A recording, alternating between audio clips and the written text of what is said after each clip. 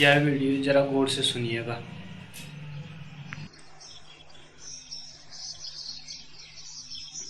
पहला प्रश्न। मैं सदा भयभीत रहता हूं, खासकर लोगों की मेरे प्रति क्या धारणा होगी इससे।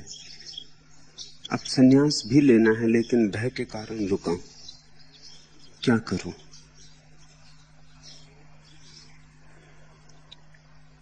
भय नहीं है मूल में अहंकार है।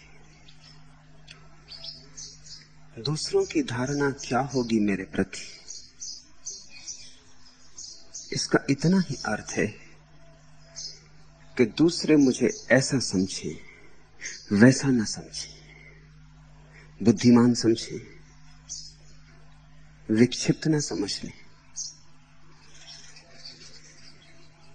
लोगों की धारणा मेरे प्रति इस ढंग की ही होनी चाहिए तो ही मेरा अहंकार सधेगा।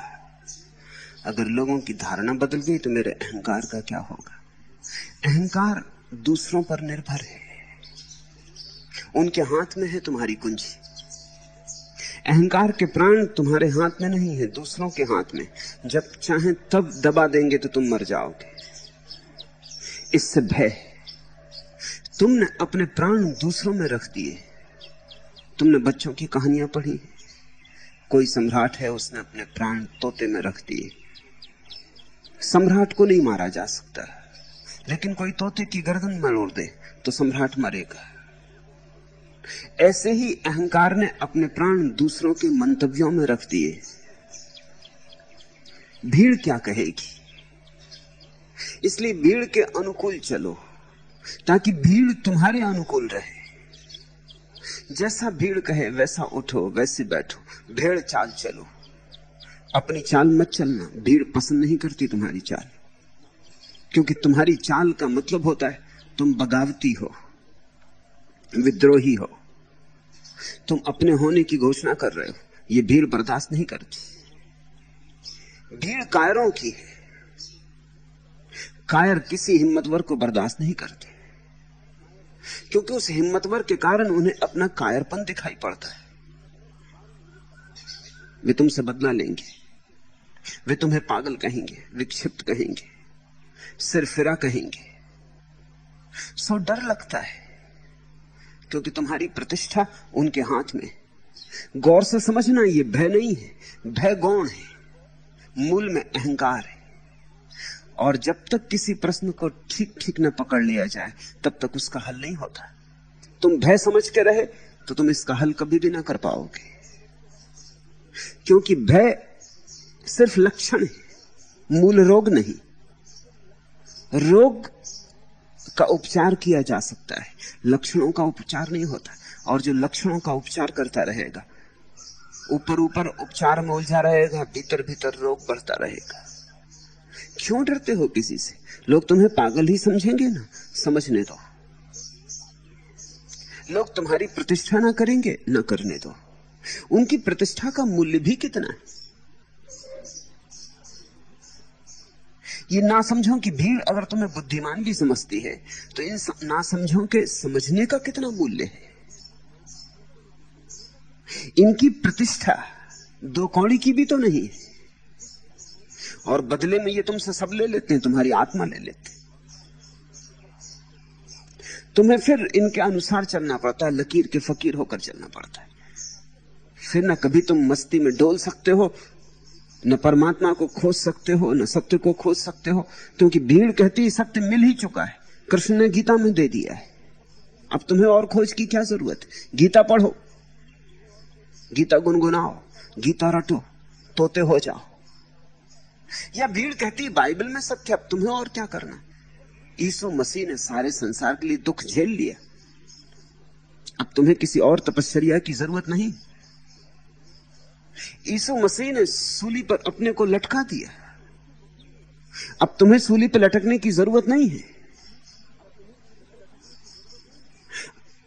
तुम तो यीशु का नाम जपो, यीशु का गुण गाओ।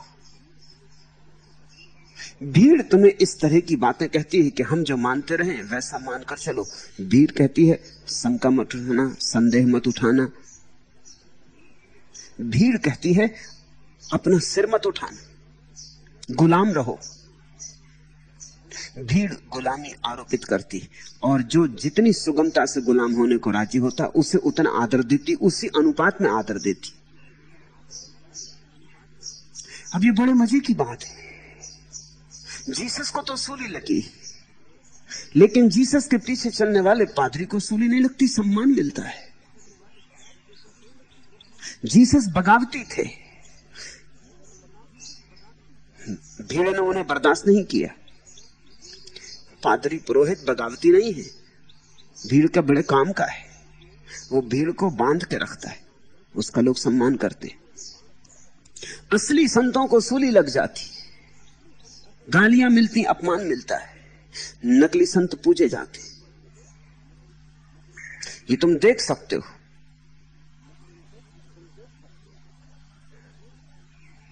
नकली क्यों पूजा जाता है? नकली में खतरा नहीं है, आग नहीं है, राख ही राख है, उसे तुम छूओगे तो जलोगे नहीं, उससे तुम्हारे जीवन में चिंगारी नहीं पड़ेगी, उससे तुम्हारे जीवन में कोई रूपांतरण नहीं होगा। नकली सांत्वना है, संक्रांति नहीं, इसलिए नकली को आदर दिया जाता है, असली का अपमान किया जाता है, निंदा की जाती है, हजार लांछन लगाए जाते हैं। सत्य सदा सूली पर रहा है और असत्य सिंहासन पर। अगर तुम सिंहासन चाहते हो तो फिर तुम्हें गुलाम होना पड़ेगा। अगर तुम सत्य चाहते हो तो तुम्हें साहस, और एक ही साहस है इस जगत में, अपने अहंकार को छोड़ देने का साहस। फिर तुम मुक्त हो गए, फिर दुनिया में तुम्हें कोई बांध नहीं सकता। तुमने जड़ ही काट दी, तुमने सारी गुलामी के आधार गिरा दिए, और ये तुम्हारे हाथ में है। जिस दिन तुमने सोच लिया कि ठीक है, भीड़ को जो सोचना हो सोचे, मुझे जैसे जीना है वैसे जीऊंगा, ये मेरी जिंदगी है और मुझे मिली है, और ईश्वर के सामने मैं उत्तरदायी होऊंगा। हसीद फकीर जुसिया मर रहा था, यहूदी फकीर था। एक बूढ़े यहूदी ने उसके पास आकर कहा, परमात्मा से सुलह कर ली ना? जुसिया ने आंख खोली और कहा, परमात्मा से मेरा कोई झगड़ा ही नहीं था, झगड़ा तो भीड़ से था। बगावती फकीर था। बूढ़े ने दया से कहा होगा कि परमात्मा से सुलह कर ली ना? जुसिया ने कहा, परमात्मा से मेरा कभी झगड़ा ही नहीं हुआ, झगड़ा भीड़ से था। और भीड़ से क्या सुलह करनी? 4 दिन की जिंदगी में क्या भीड़ से सुलह करनी? सम्मानित जिए कि अपमानित जिए, फूल मिले कि पत्थर मिले, क्या फर्क पड़ता है? ये 2 दिन की कहानी, ये तो पानी पर खींची लकीर है, मिट जाएगी। रही परमात्मा की बात, उससे मेरा कोई झगड़ा नहीं।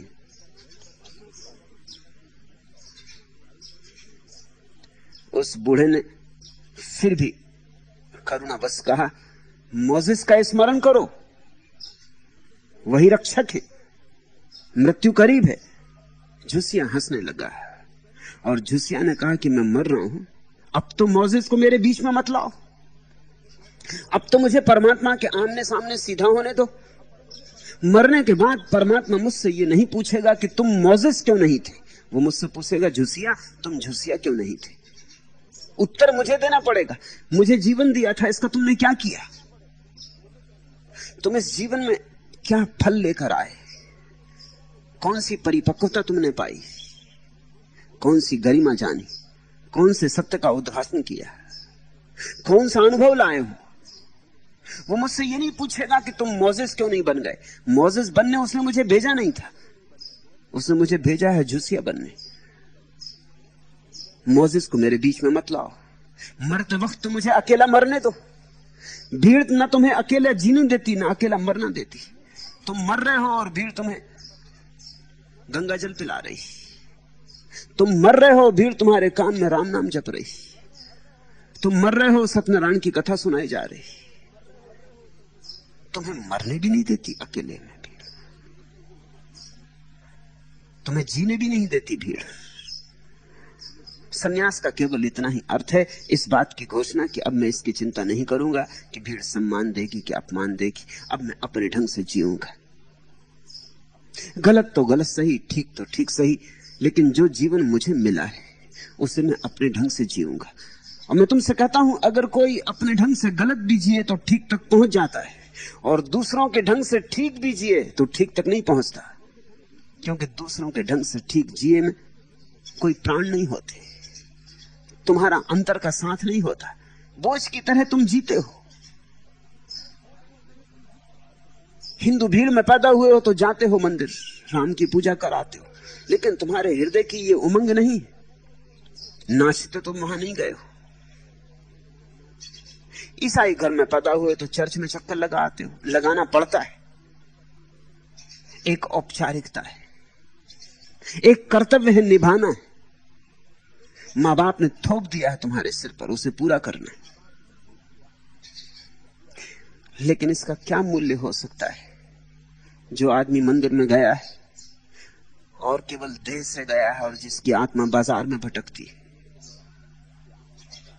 जो प्रार्थना दोहरा रहा है लेकिन जिसके चित्त में और हजार तरंगे और विचार उठ रहे हैं, जो झुक रहा है मंदिर की मूर्ति के सामने लेकिन पीछे लौट के देख रहा है कि कोई जूता ना चुरा ले जाए। मैंने एक आदमी को झुकते देखा मंदिर में, और पीछे लौटते देखा कि वो पीछे लौट के देख रहा है। मैंने पूछा, तुम लौट के क्या देखते? उसने कहा कि नए जूते पहनकर आ गया, कोई ले ना जाए। तो मैंने कहा कि तुम सिर भी उसी तरफ कर लो, क्योंकि तुम झुक जूते के लिए रहो। प्रार्थना तुम्हारी बिल्कुल झूठी, तुम जूते को सामने रख के क्यों नहीं झुक लेते? तुमसे मुसलमान बेहतर नमाज पढ़ने जाते हैं, देखा जूते को सामने रख लेते, कोई जूता कोई ले ना जाए। खुदा के लिए झुक रहे हैं। अभी कल ही मैं एक चित्र देख रहा था, कोई 10,000 आदमी नमाज पढ़ रहे हैं, 10,000 जूते अपने अपने सामने रखे हुए, वहीं झुके हैं, जूतों में झुके।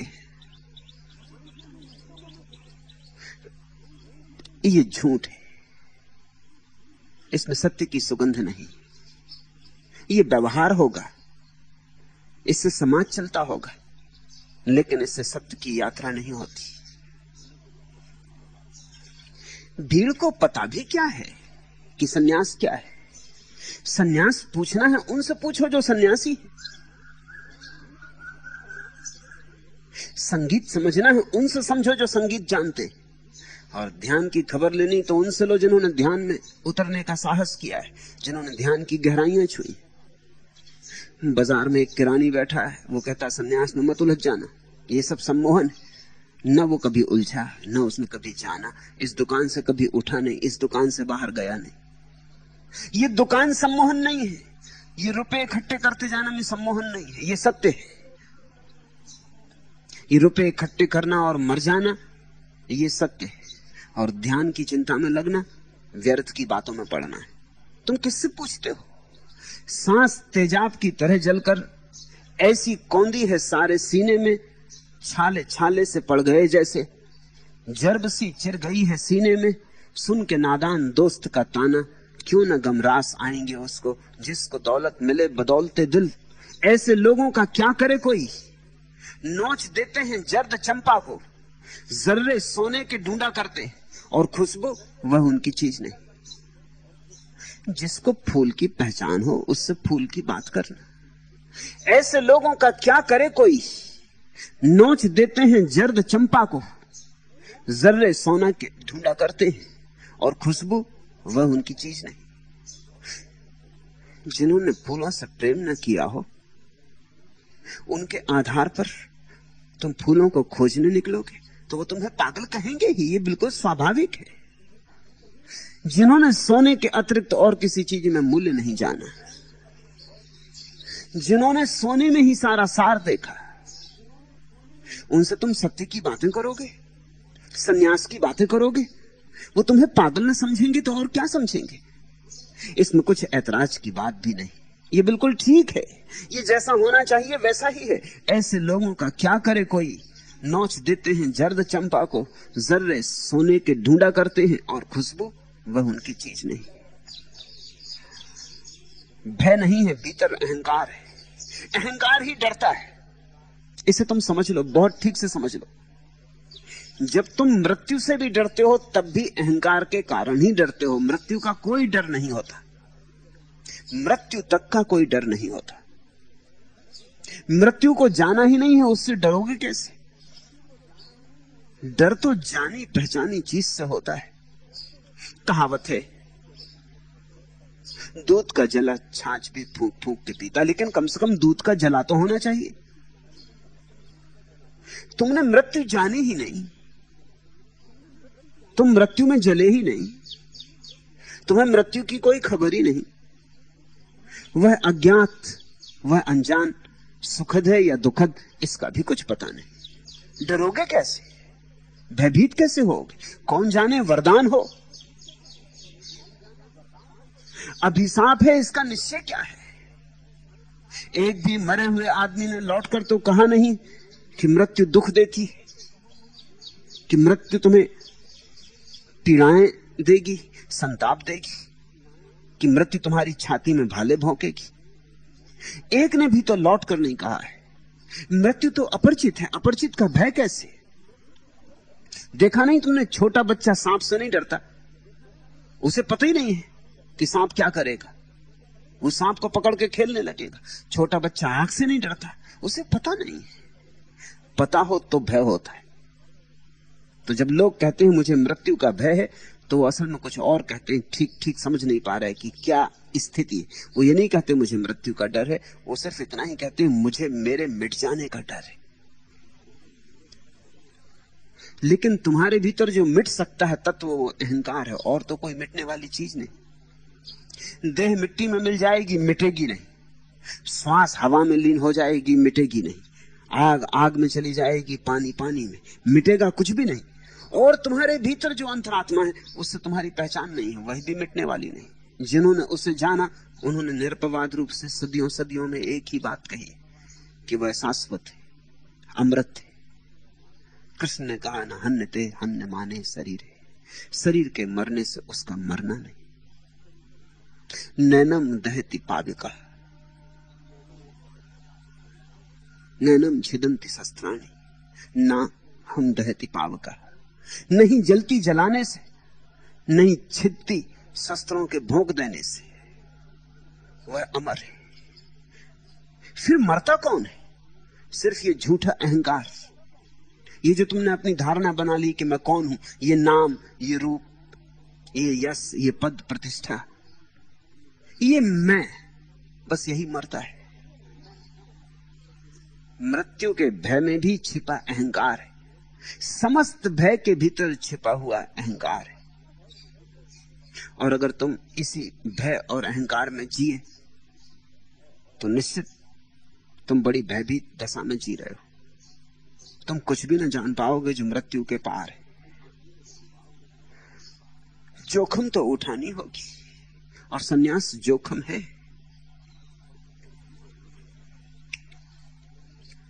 नजर नवाज, नजारा बदल न जाए कहीं, जरा सी बात है मुंह से निकल न जाए कहीं। वो देखते हैं तो लगता है नींव हिलती, मेरे बयान को बंदिश निकल न जाए कहीं। ये मुझको खुद पे बहुत एतबार है, लेकिन ये बर्फ आंच के आगे पिघल न जाए कहीं। चले हवा तो किवाड़ों को बंद कर लेना, ये गर्म राख सरारों में ढल न जाए कहीं। तमाम रात तेरे मैगदे में मैं पी है, तमाम उम्र नशे में निकल न जाए कहीं। कभी मचान पे चढ़ने की आरजू उभरी, कभी ये डर कि ये सीढ़ी फिसल न जाए कहीं।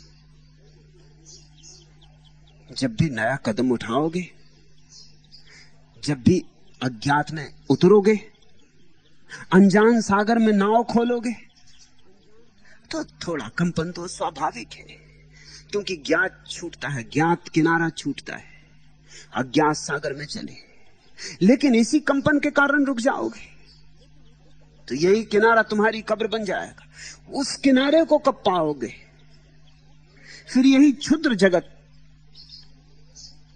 तुम्हारा सब कुछ हो जाएगा। फिर विराट की खोज पर कब निकलोगे? फिर इन्हीं सीमाओं में दबे दबे समाप्त हो जाओगे। असीम से पहचान करनी है, नहीं करनी है, और असीम में ही सुरक्षा है। अज्ञात को जान लेने में ही अमृतत्व का स्वाद है।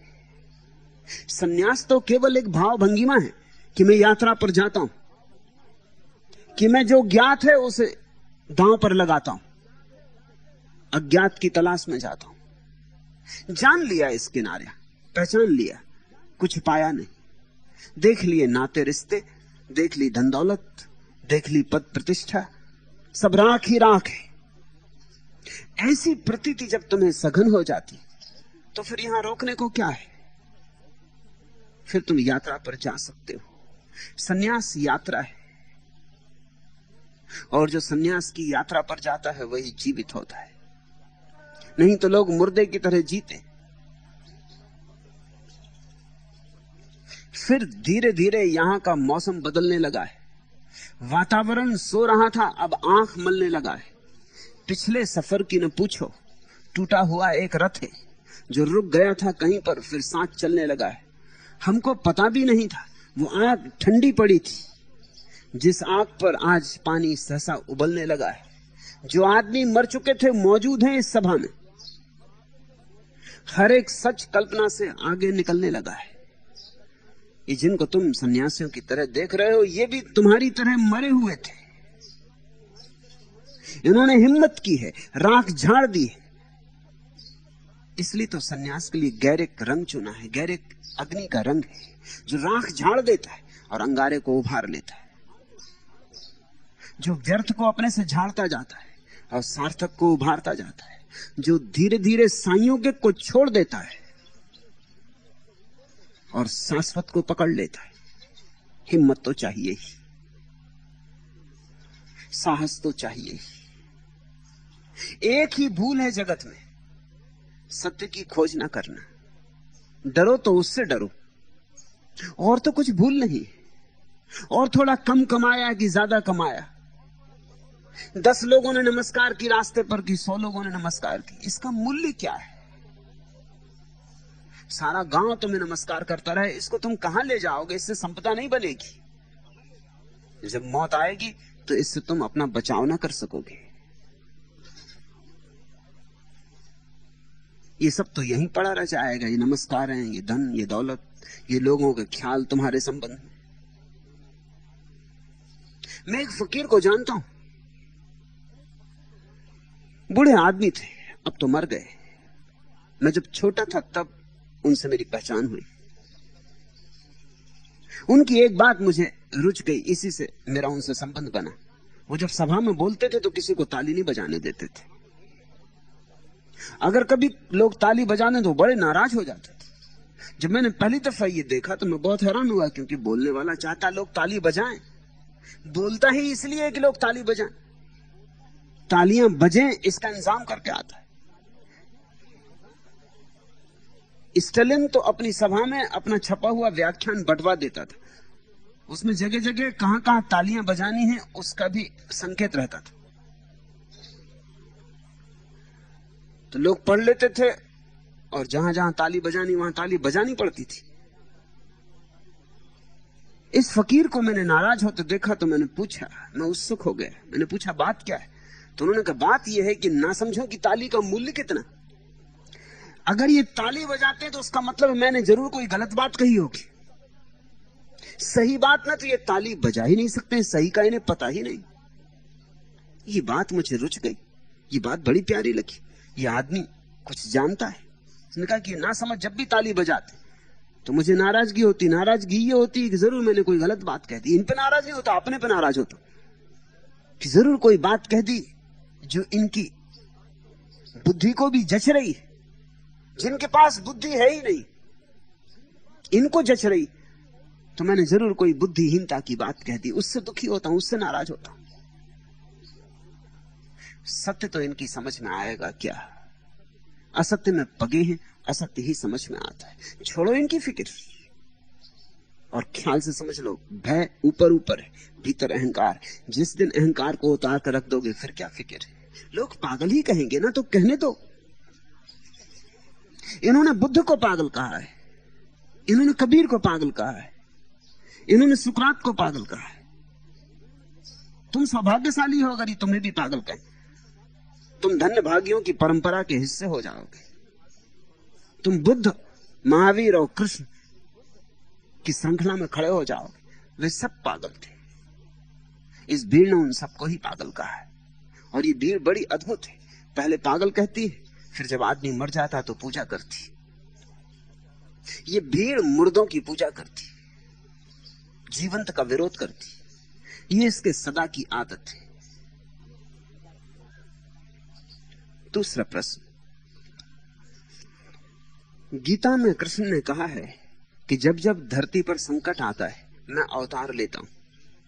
अवतार लेने के 3 कारण बताए। पहला, साधुओं की रक्षा करना, दूसरा, धर्म की स्थापना करना, तीसरा, पापियों को दंड देना। अर्थात ये 3 कार्य करने के लिए भगवान धरती पर आते। आप अपने को भगवान कहते, क्या आप ये तीनों कार्य कर रहे हैं? पहली बात पूछा तुमने, गीता में कृष्ण ने कहा कि जब जब धरती पर संकट आता है। धरती पर कभी भी ऐसा कोई समय है जब संकट नहीं।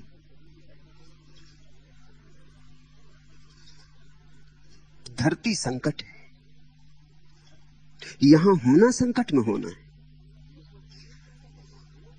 कब ऐसा समय था जब संकट नहीं था?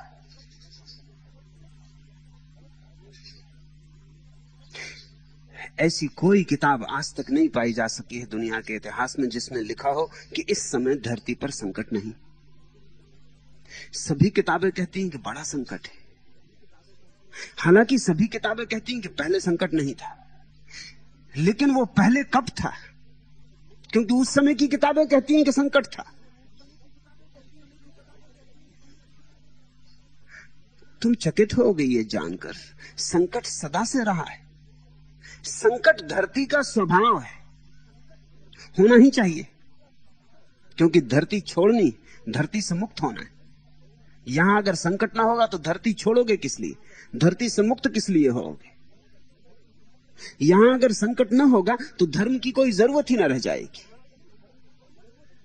बीमारी ही ना होगी तो औषधि की क्या जरूरत होगी? थोड़ा सोचो। धर्म की सदा जरूरत है, क्योंकि संकट सदा है, आदमी सदा बीमार है। तुम सोचते हो कभी कोई ऐसा युग था, सतयुग, जब लोग बीमार नहीं थे? कोई युग था रामराज्य, जब लोग बीमार नहीं थे? जरा राम की कहानी देखो, राम के पिता खुद ही बीमार मालूम पड़ते। एक जवान औरत के प्रेम में बेटे को निकाल दिया, अन्याय किया। ये सतयुग था?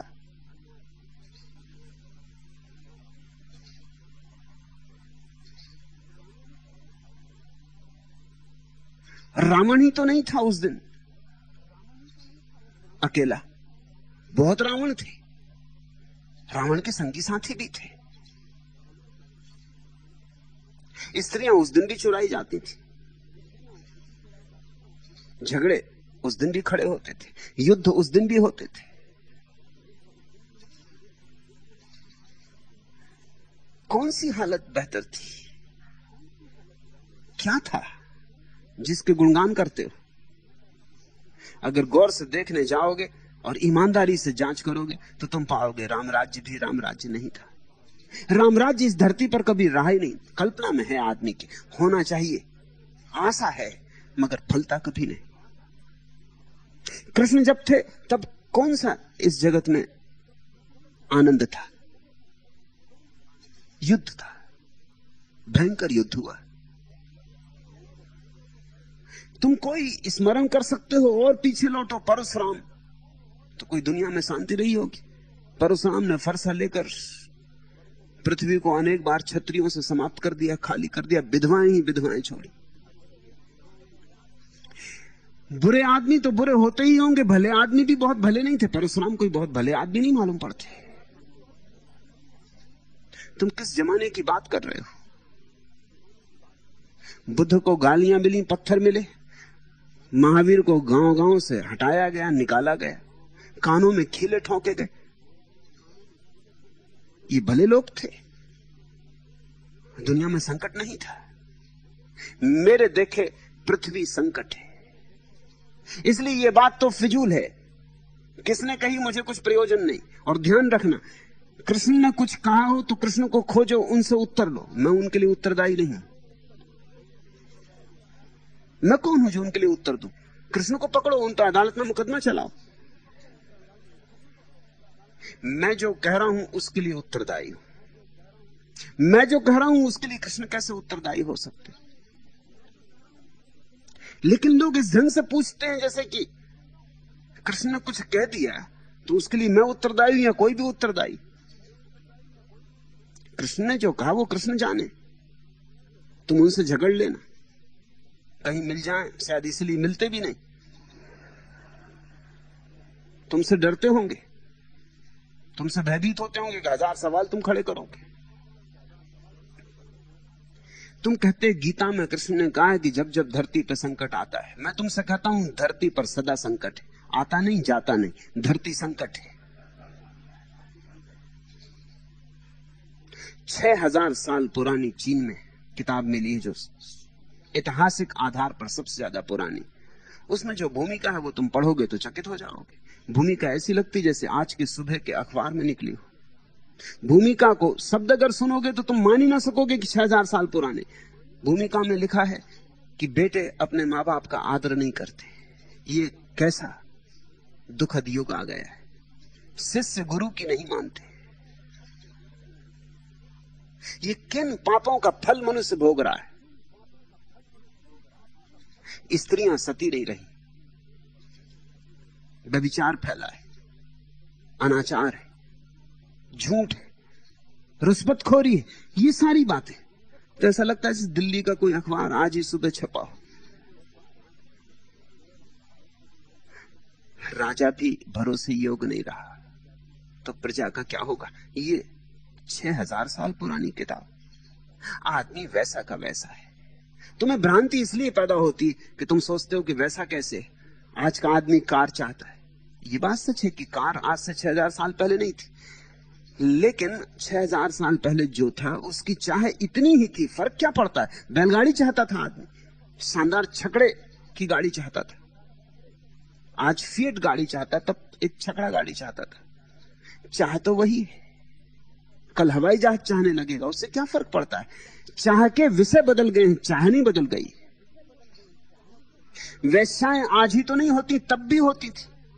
और जमीन पर ही नहीं होती, स्वर्ग में भी होती। उनको तुम अप्सराएं कहते हो। जिन ऋषि मुनियों ने स्वर्ग की कल्पना की है वो स्वर्ग में भी वेश्याओं को नहीं छोड़ सके। वेश्या ऐसा अनिवार्य अंग थी कि होनी ही चाहिए। और यहां ही लोग एक दूसरे से प्रतिस्पर्धा नहीं करते। तुम कहानियां पढ़ते पुराणों कि जब भी कोई ऋषि महर्षि ज्ञान की गहराई में उतरता है, तप में उतरता है, इंद्र का सिंहासन डोलने लगता है। क्यों इंद्र का सिंहासन डोलने लगता है? क्यों इंद्र बेचैन हो जाता है? ये वही की वही कथा। इसमें फर्क कहां है जो रोज हो रहा है। और फिर इंद्र करता क्या है? इंद्र वही करता है जो राजनीतिक अभी कर रहे हैं।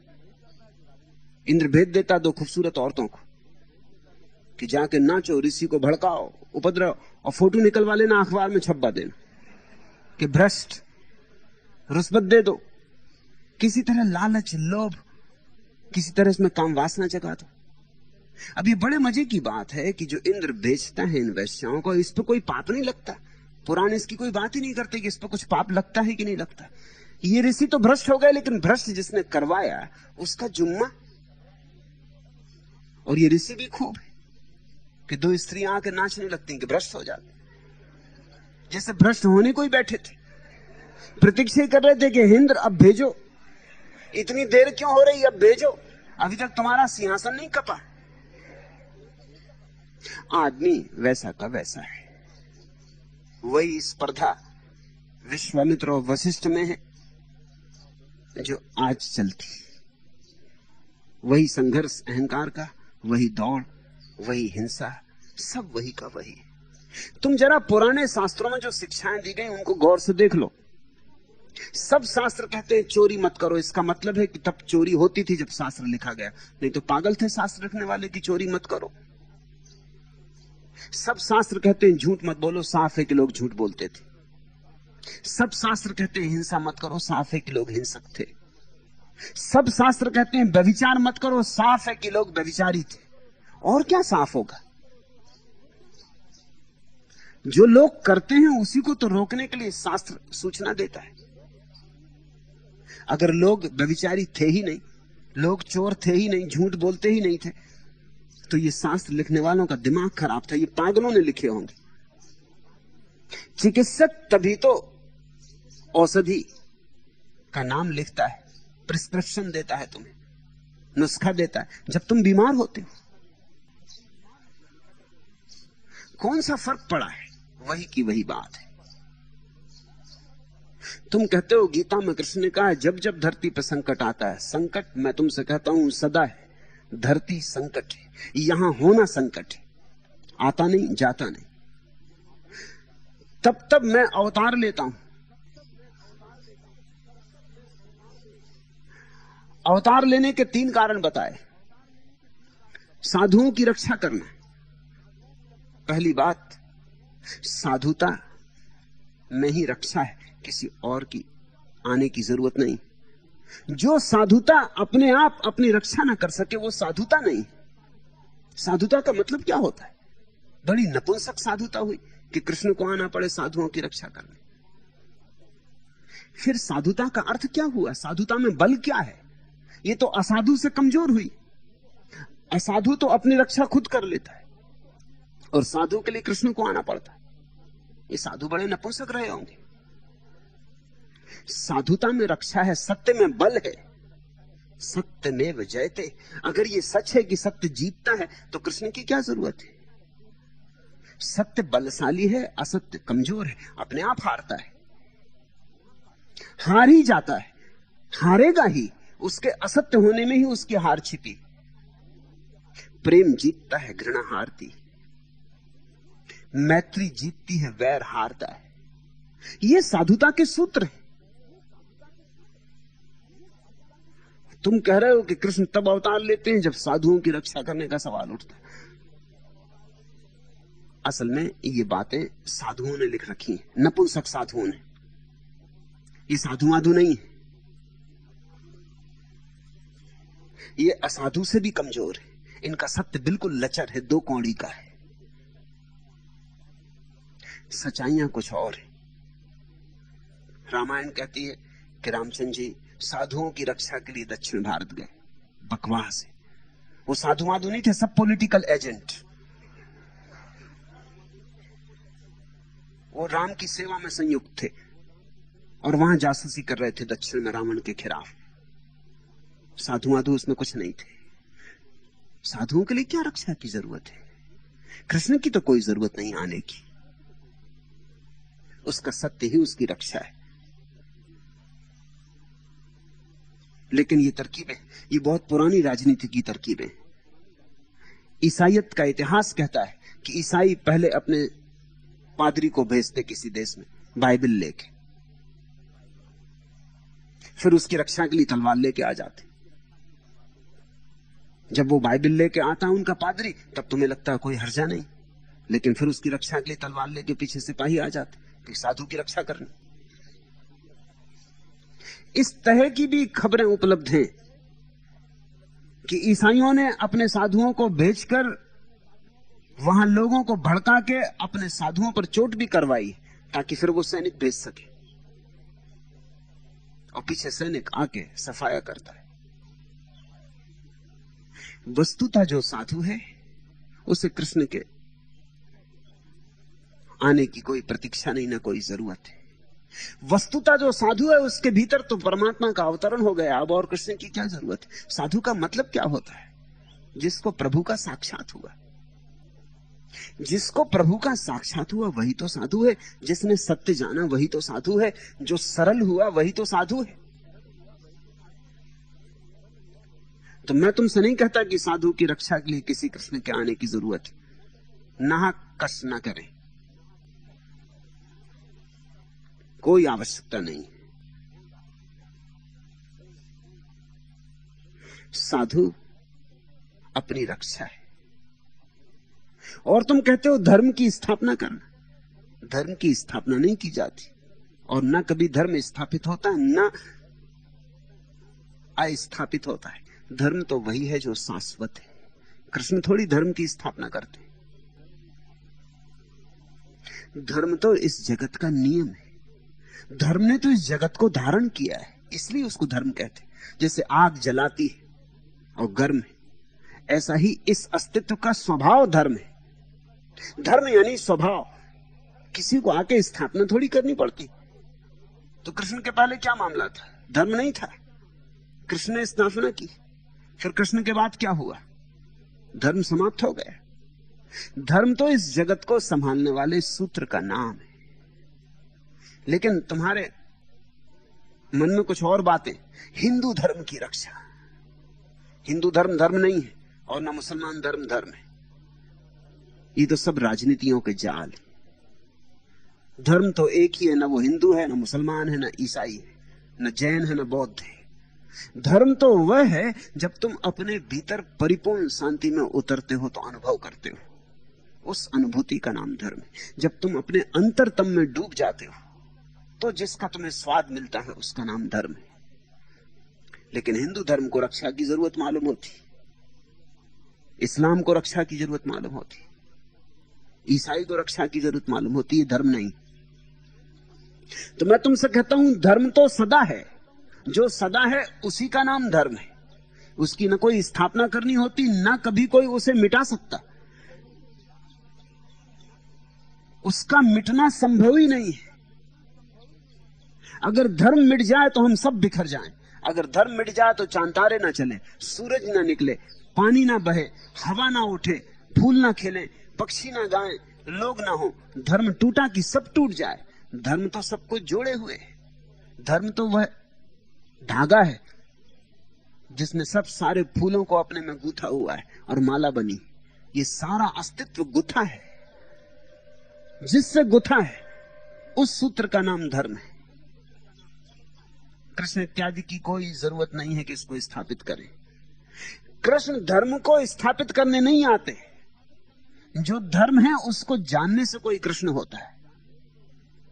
जो धर्म है उसको पहचान लेने से कोई कृष्ण होता है।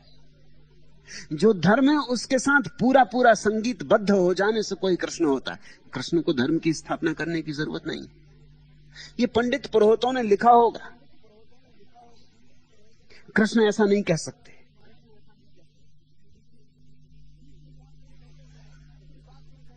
तीसरी बात, तुम कहते हो पापियों को दंड देना।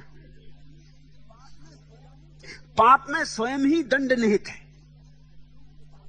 जब तुम पाप करते हो उसी करने में तुम्हें दुख मिल जाता है। दुख के लिए प्रतीक्षा थोड़ी करनी पड़ती कि कृष्ण आएंगे जब तुम्हें दंड देंगे। चोरी तुम करोगे, बेईमानी तुम करोगे, झूठ तुम बोलोगे, हिंसा हत्या तुम करोगे, फिर कृष्ण आएंगे डंडा लेके और तुमको दंड देंगे। इसमें तो बड़ी झंझट होगी। उन पे भी तो कुछ दया करो। कृष्ण यही धंधा करते रहेंगे। कृष्ण कोई पुलिस वाले? कृष्ण पर थोड़ा तो सद्भाव लाओ। नहीं, इस जगत की व्यवस्था ऐसी है कि तुमने गलती की कि दंड मिला। आग में हाथ डालते हो जल जाता है ना। ऐसा थोड़ी कि आग में हाथ डाला फिर बैठे हाथ में डाले फिर आए कृष्ण, उन्होंने कहा क्यों जी तुमने आग में हाथ क्यों डाला, अब हम तुम्हें जलाएंगे। अगर ऐसा होता हो तो बड़ी झंझट हो जाए, बड़ी मुश्किल हो जाए। आग में हाथ डालने से जलना हो जाता है। तुम जरा सोचो, जब तुम क्रोध करते हो तो जल जाते हो या नहीं? और क्या दंड चाहिए? क्रोध में आग है और क्रोध में नरक है। भोग लिया नरक तुमने। तो मैं तुम्हें यह कहना चाहता हूं कि मेरी दृष्टि में पुण्य का फल पुण्य में छिपा है, दंड का पाप का दंड में छिपा है। यही धर्म है। यहां जो शुभ करता है शुभ पाता है, और यहां जो अशुभ करता है अशुभ पाता है। जहर पियोगे मर जाओगे, अमृत पियोगे अमृत हो जाओगे। बीच में किसी की कोई आवश्यकता नहीं। ये जो नियम है, ये जो रित है, इसी का नाम धर्म है। तो तुम पूछ रहे हो, अर्थात ये 3 कार्य करने के लिए भगवान धरती पे आते, तो ये भगवान तुम्हारे वहीं से नहीं कर सकते ये कार्य? इनमें इतनी भी अकल नहीं कि टेलीफोन लगवा लें।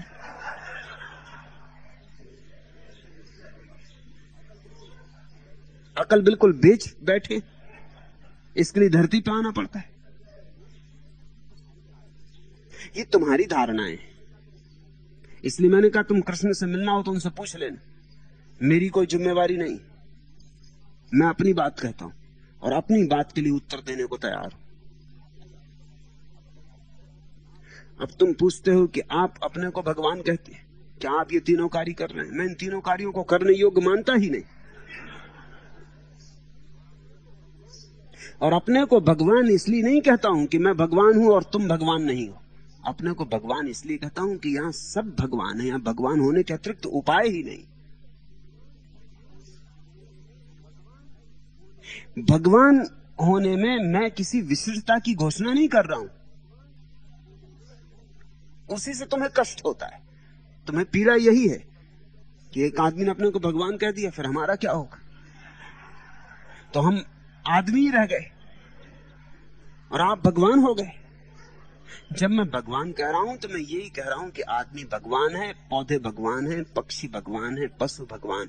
भगवत्ता हमारा सहज स्वभाव है। भगवान होना हमारी कोई विशिष्ट बात नहीं, ये हमारा सामान्य गुणधर्म। तुम इसे पहचानो, मैंने इसे पहचान लिया, बस इतना ही फर्क होगा। तुम भी इसमें जागो, मैं इसमें जाग गया हूं। और जो मैं तुमसे कहता हूं कि मैं भगवान हूं, इसमें कुछ घोषणा नहीं है, ना कोई दावा है। ये सिर्फ इसलिए कहता हूं ताकि तुम्हें भी याद दिला सकूं कि देखो, तुम्हारे जैसे ही हड्डी मांस मज्जा का व्यक्ति भगवान हो सकता है, तुम क्यों नहीं हो सकते? तुम्हारे जैसे ही भूख लगती मुझे, प्यास लगती मुझे, तुम्हारे जैसे ही जीवन है, तुम्हारे जैसे ही मेरी मौत होगी, बिल्कुल तुम जैसा। तुमसे जरा भी भिन्नता की घोषणा नहीं कर रहा हूं। भगवान कहने के पीछे इतना ही राज है कि तुम्हें याद दिला रहा हूं कि तुम झूठी बातों में पड़ गए हो। तुम कहते हो भगवान वो है जो आके ये 3 काम करता है।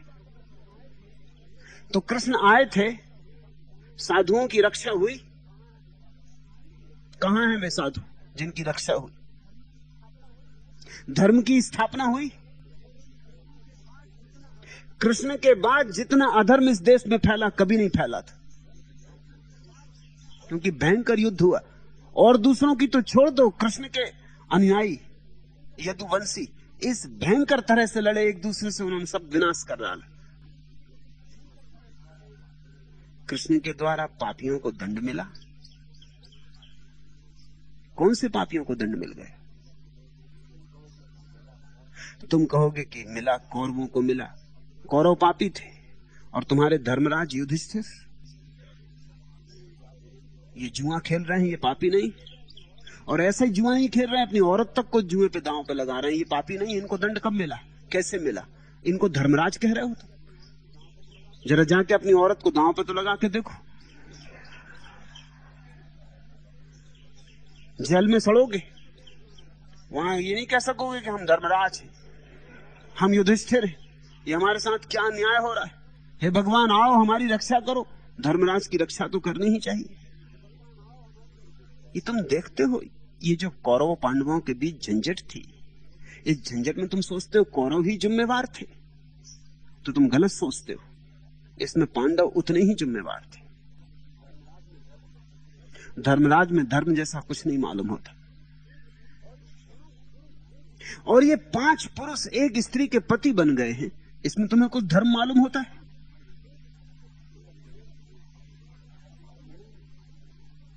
इन्होंने एक अबला को बिल्कुल वैश्या में रूपांतरित कर दिया, इसमें तुम्हें कुछ धर्म मालूम होता है? और ये किस लिए इतने आतुर थे? राज्य के लिए आतुर थे।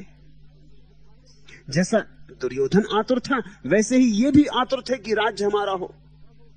राज्य हमारा हो, इसमें तुम्हें कुछ धर्म मालूम होता है? वही बल, वही अहंकार वही मालकियत, वही कब्जे की आकांक्षा। इसमें तुम्हें धर्म जैसा क्या मालूम होता है? ये कोई साधु थे? ये एक ही जैसे थे, ये निश्चित ही चचेरे भाई थे, इनमें कुछ फर्क नहीं था।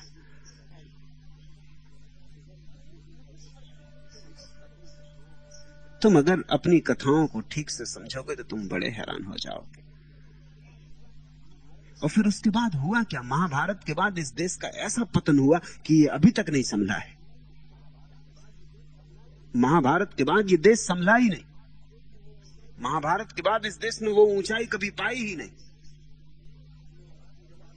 और तुम सोचते हो कृष्ण जब आते हैं तो साधुओं की रक्षा होती, धर्म की स्थापना होती, पापियों को दंड मिलता। ये तो जब कृष्ण आए थे तब भी नहीं हुआ। आगे की व्यर्थ आशाओं में मत पड़ो। मैं जब कहता हूं तुमसे तो मेरे कहने का प्रयोजन बहुत ही भिन्न है, लेकिन तुमने और बातें सुनी हैं, उनसे तुम्हारा मन भरा है, इसलिए तुम मेरी बात नहीं समझ पाते। कृष्ण जब कहते हैं कि मैं भगवान हूं, तब तुम्हें अड़चन नहीं होती। क्यों तुम्हें अड़चन नहीं होती? पहली तो बात यह, कृष्ण से इतना फासला हो गया है कि अब तुमने उन्हें हड्डी मांस मज्जा के मनुष्य की तरह नहीं देख पाते। इतनी कहानियां जुड़ गई हैं उनके आसपास, इतनी भव्य प्रतिमा निर्मित कर ली गई कि अब तुम उनमें मनुष्य नहीं देख पाते।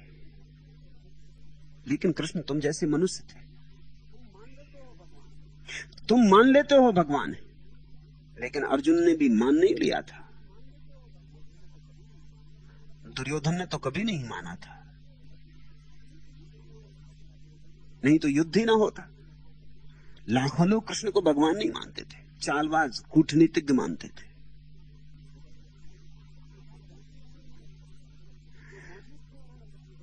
जो मौजूद थे उन्होंने कृष्ण को भगवान नहीं माना। तुम मान लेते हो क्योंकि तुम्हें अब असली कृष्ण का कुछ हिसाब नहीं। तुम भी मौजूद होते तो न मान पाते। तुम्हारी स्त्री से छेड़खान करते कृष्ण तो न मान पाते कि भगवान। किसी और की स्त्री से की होगी, तुम्हें लेना देना क्या है? तुम्हारी पत्नी नहा रही होती और उसके कपड़े उठा के झाड़ पे बैठ जाते, तो तुम पूजा और ही अर्थ में करते उनकी।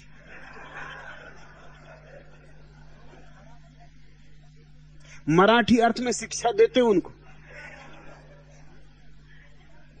वही किया था जो लोग मौजूद थे उन्होंने। लेकिन तुम्हारे लिए भगवान है। अब बात बहुत दूर हो गई। 5000 साल बीत गए। 5000 साल में हजारों कहानियां बीच में खड़ी हो गई, पर्दे पे पर्दे हो गए। अब तुम कृष्ण को देख सकते हो दिव्य। मैं तुमसे ये कहना चाहता हूं, कहानियों के आधार पर किसी को दिव्य देखने से कुछ लाभ नहीं होता, क्योंकि वो कहानियां झूठी।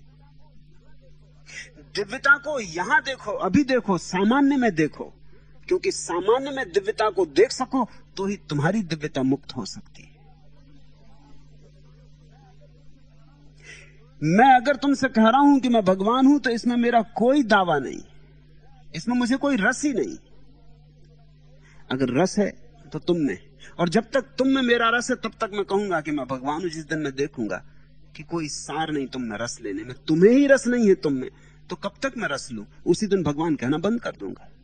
उसमें कोई प्रयोजन नहीं, मुझे कुछ लेना देना नहीं। मैं जो हूं, भगवान कहूं ना कहूं इससे क्या फर्क पड़ता है। लेकिन अभी मुझे तुम में रस है, अभी और थोड़ी कोशिश करूंगा, अभी तुम्हें और याद दिलाने की चेष्टा करूंगा, शायद इसी बहाने तुम्हें याद आ जाए। लेकिन तुम ये मान नहीं सकते कि तुम भगवान हो। यही तुम्हारे जीवन में भगवत्ता और तुम्हारे बीच बाधा है कि तुम मान नहीं सकते कि तुम भगवान हो। तुम्हें लगता है मुझ जैसा पापी और भगवान, मुझ जैसा जुआड़ी और भगवान, मुझ जैसा शराबी और भगवान। मैं तुमसे कहता हूं कि तुम शराब पीते हो, तब इतना ही फर्क पड़ता है कि भगवान शराब पी रहे हैं, और कुछ फर्क नहीं पड़ता। जब तुम जुआ खेलते हो तो इतना है कि भगवान जुआ खेल रहे हैं। तुम्हारी भगवत्ता अछूती रहती, तुम्हारे कृत्य तुम्हारी भगवत्ता को नहीं छूते। तुम्हारे सब कृत्य स्वप्न जैसे, जैसे रात स्वप्न देखा तुमने और तुम भिखारी हो गए, लेकिन जब आंख खुलती है सुबह तो तुम पाते हो कि तुम भिखारी नहीं हो, अपने बिस्तर पर सोए हो। तुम्हारे सारे कृत्य स्वप्न जैसे हैं। यही माया के सिद्धांत का अर्थ है। तुमने चोरी की, तुमने शराब पी, तुमने अच्छा किया, तुमने बुरा किया, तुमने मंदिर बनवाया, तुमने पुण्य किया, दान किया, सब के सब तुम्हारे भीतर उठे एक स्वप्न की भांति। जागोगे जिस दिन, उस दिन तुम पाओगे भगवत्ता तुम्हारी, तुम भगवान।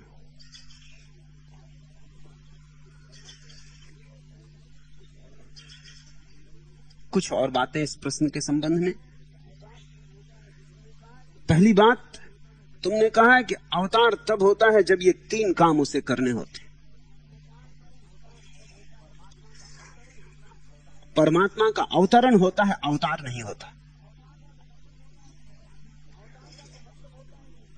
अवतार का तो मतलब होता है कि बस कृष्ण में हुआ, राम में हुआ, गिनती का तो 10 अवतार हुए कि 24 या जितनी गिनती तुमने मान रखी हो उतने अवतार होंगे, फिर बाकी वंचित रह जाएंगे।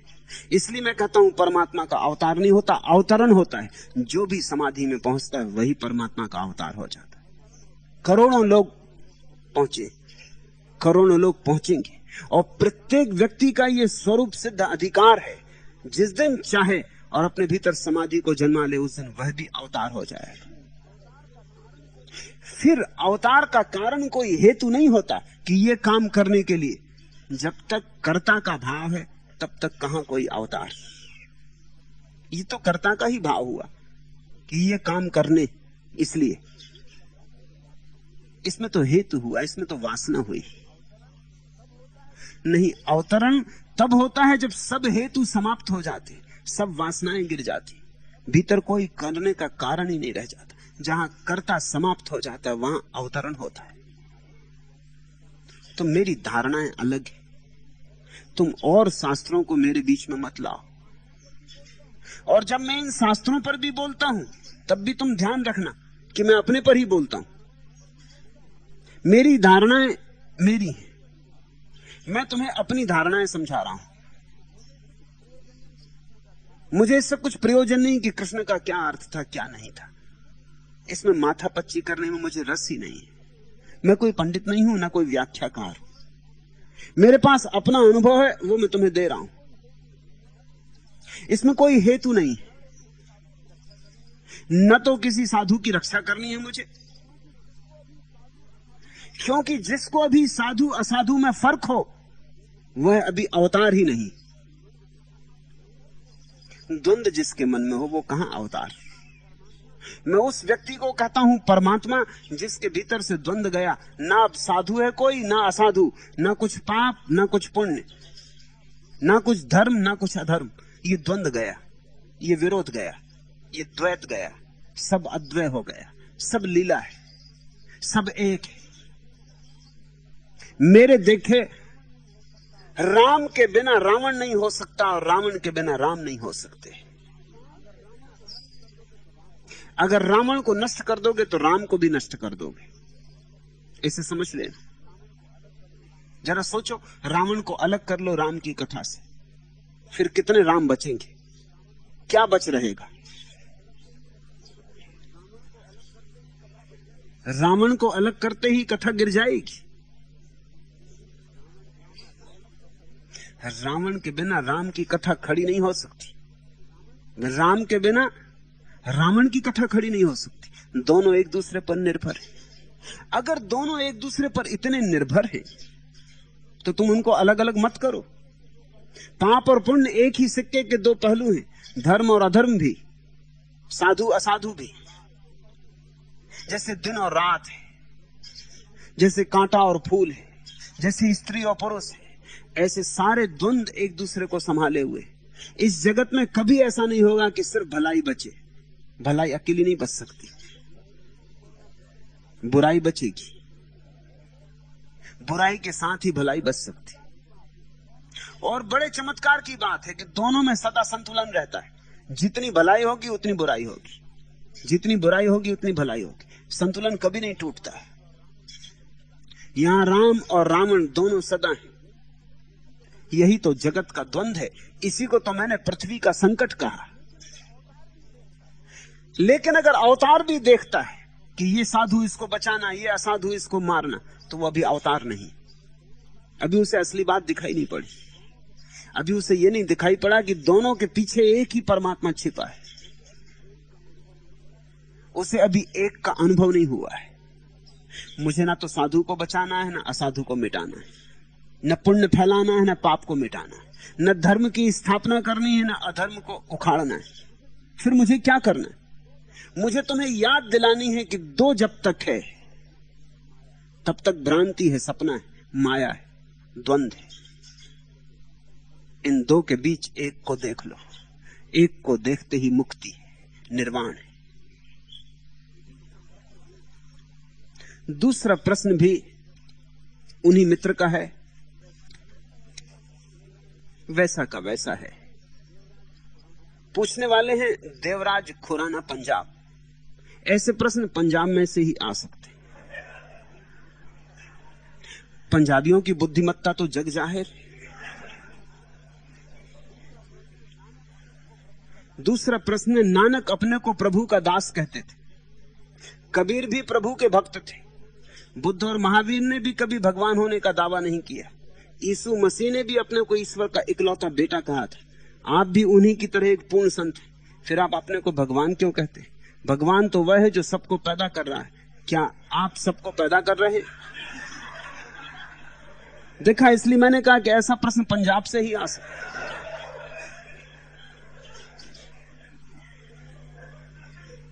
थोड़ा समझने की कोशिश करो।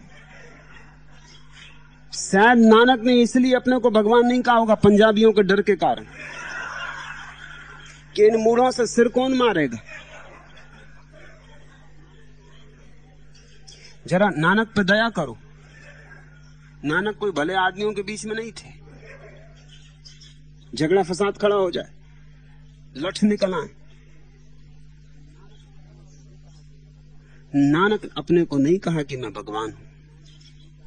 इसका यह अर्थ नहीं कि नानक ने नहीं जाना कि मैं भगवान हूं। नानक ने जाना, खूब जाना। उसी जान के तो वे नानक हुए, उसी को जान के तो वे गुरु हुए। गुरु का अर्थ क्या होता है? जिसने अनुभव कर लिया कि मैं भगवान के साथ एक हूं। जिसने अनुभव कर लिया वही तो तुम्हें अनुभव करवा सकता है उस एकता का। लेकिन कहा नहीं कि मैं भगवान हूं, ये दुर्दिन की बात है। कहा नहीं, सुनने वालों का ख्याल रखा होगा, उनकी जड़ता को देखा होगा। लेकिन कृष्ण ने तो कहा कि मैं भगवान हूं। क्यों कृष्ण कह सके? कारण था, सुनने वाला अर्जुन एक सुसंस्कृत प्रतिभा, एक मेधावी व्यक्ति जो समझ सकेगा। गंवारों से नहीं बोल रहे थे। गीता की जो ऊंचाइयां हैं वो इसीलिए कि जिससे बोल रहे थे वो एक समझने वाला मित्र था, समझने के लिए चेष्टा कर रहा था, सहानुभूतिपूर्ण था। नानक भीड़ भाड़ में घूम रहे थे, गांव गांव घूम रहे थे, लोगों से बोल रहे थे। मैं भी कोई 15 वर्षों तक गांव गांव घूमा, उसमें पंजाब भी मेरा हिस्सा था घूमने का। पंजाब में काफी गया हूं।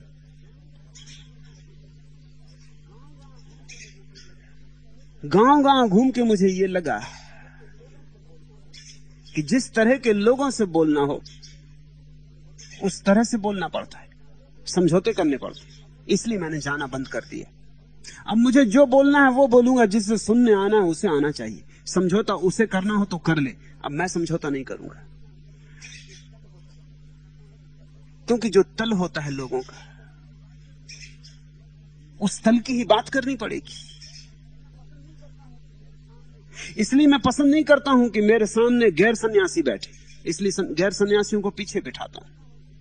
उसका कारण है, उसका कुल कारण इतना है, जो मुझे सुनते रहे, जिन्होंने मुझे समझा है, जिन्होंने मुझे चाहा है, जिनसे मेरा हृदय जुड़ा है, वो मेरे सामने हो तो मैं ज्यादा ऊंचाइयां ले पाता हूं। तो मैं वही कह पाता हूं जो कहने का मेरा मन है। अगर सामने ऐसे लोग बैठे हों जो जमाइयां ले रहे हैं, इस तरह बैठे हों कि पता नहीं क्यों आ गए, कि कहां फंस गए, कि इतनी देर तो दुकान ही कर ली होती, या बार बार घड़ी देख रहे हैं कि दफ्तर चले जाएं, उस तरह के लोग अगर मेरे सामने बैठे हो तो मुझे बार बार नीचे खींच ले आते। फिर मैं उड़ान नहीं ले पाता, फिर उन तो मुझे ध्यान रखना पड़ता है, नहीं तो उनका 1.5 घंटा व्यर्थ जाएगा। उनके मतलब की कुछ बात कहूं, उनकी बुद्धि में आ सके ऐसी कुछ बात कहूं। तुम पूछते हो नानक ने अपने को भगवान क्यों नहीं कहा? तुम्हारी वजह से। देवराज खुराना तुम रहे हो, तुम्हें देख के उन्होंने कहा होगा अब क्या कहना, अब किससे कहना। कबीर भी अपने को प्रभु का भक्त कहते थे, नहीं तुम्हें पता नहीं। कबीर अपने को प्रभु का भक्त कहते थे जब खोज कर रहे थे, जब खोज पूरी हो गई तब नहीं। तब तो कहा है हेरत हेरत हे सखी रहा कबीर हेराई, बूंद समानी समुद्र में सोकत हेरी जाई। फिर तो और ऊंची उड़ान ली, हेरत हेरत हे सखी रहा कबीर हेराई, समुद्र समाना बूंद में सोकत हेरी जाई। समुद्र विराट आके बूंद में समा गया, और क्या मतलब होता है भगवान का? बुद्धि इतनी जड़ है कि तुम सिर्फ शब्द को ही समझोगे, इशारे ना समझोगे। कबीर कहते हैं बूंद में सागर आके समा गया है। कबीर तो गया, अब सागर ही बचा है। और क्या अर्थ होता है भगवान को खोज लेने का? कबीर ने कहा एक दिन था कि मैं परमात्मा को खोजता घूमता था, अब ऐसा दिन आ गया है कि परमात्मा मेरे पीछे पीछे चलता है, कहता है कबीर कबीर। और क्या मतलब होता है? तुम पूछते हो बुद्ध और महावीर ने कभी भगवान होने का दावा नहीं किया, तुम्हें पता नहीं। महावीर ने कहा है अप्पा सो परमप्पा, आत्मा परमात्मा है। और क्या कहना है? जिसने आत्मा को जाना उसने परमात्मा को जाना।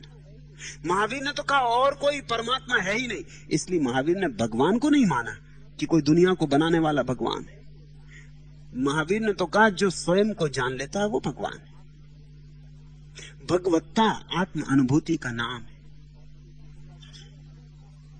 और तुम्हें बुद्ध का भी कुछ पता नहीं, क्योंकि बुद्ध ने कहा है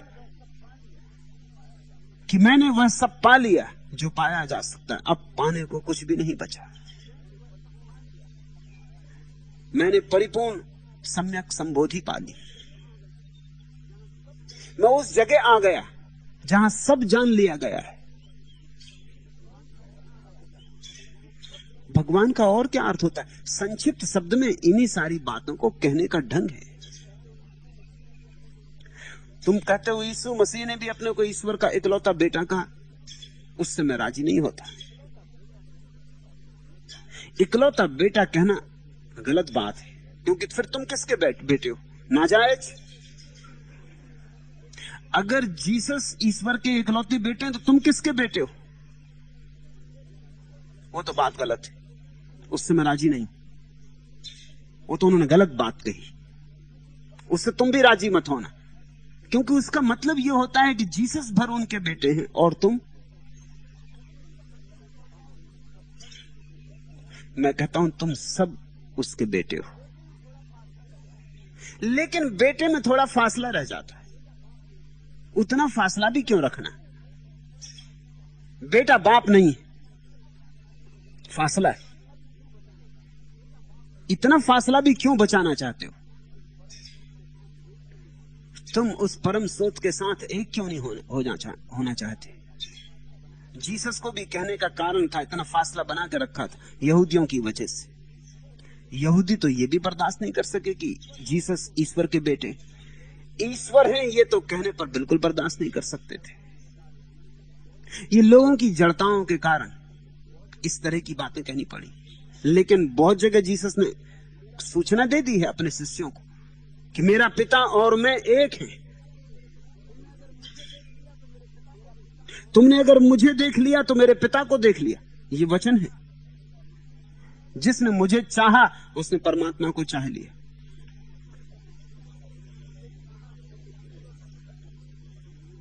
लेकिन इकलौता बेटा शब्द मुझे पसंद नहीं है, वो जीसस ने कहा भी नहीं, ईसाइयों ने गढ़ा है। ईसाइयों को गढ़ना पड़ा क्योंकि ईसाइयों को डर लगा कि अगर कई बेटे हों तो फिर झंझट झगड़ा होगा, फिर बंटवारा होगा, फिर पूंजी बटेगी, और ईसाइयों का दिल है कि सारी दुनिया ईसाई हो जाए। अगर कृष्ण भी ईश्वर के बेटे हैं और बुद्ध भी और महावीर भी और मोहम्मद भी, तो फिर झंझट होगी, फिर ये जमीन बटेगी। फिर तुम ये नहीं कह सकते कि सारी जमीन ईसाइयत हो जाए। फिर हिंदू भी रहेंगे, मुसलमान भी रहेंगे, बौद्ध भी रहेंगे। इनको इंकार करने के लिए ईसाइयों ने ये कहानी गढ़ी कि ईश्वर का इकलौता बेटा। इस तरह की कहानियां सभी धर्मों ने गढ़ी, वो मनुष्य के ओछेपन से पैदा होती। जैसे हिंदू कहते हैं ईश्वर ने बस एक ही किताब लिखी, वेद, वो भी वही की वही बात है, ताकि बाइबल गलत हो जाए, कुरान गलत हो जाए, धम्मपद गलत हो जाए। वही की वही तरकीब है। ईश्वर का बेटा एक ही है ताकि बाकी सब बेटे नाजायज हो गए। ये तरकीबें चालबाजियां हैं, इनसे सावधान हो जाओ। कुरान भी उसकी किताब है, बाइबल भी उसकी किताब है, वेद भी उसकी किताब है। असल में तो जब भी सत्य उतरेगा उसी का होगा, किस और का हो सकता है। और कृष्ण भी उसी के बेटे हैं, और बुद्ध भी, और कृष्ण और बुद्ध और क्राइस्ट ही नहीं, तुम भी उसी के बेटे हो, उसी की बेटी हो, क्योंकि और कहां से आओगे, वही मूल स्रोत है। लेकिन एक और ऊंचाई है जो उपनिषदों ने छुई, जब कहा अहम ब्रह्मास्मि, मैं ब्रह्म। बेटा बाप में लीन हो गया, बूंद समानी समुद्र में, समुद्र समाना बूंद में। कब तक दूरी रखोगे? लीन क्यों नहीं हो जाते?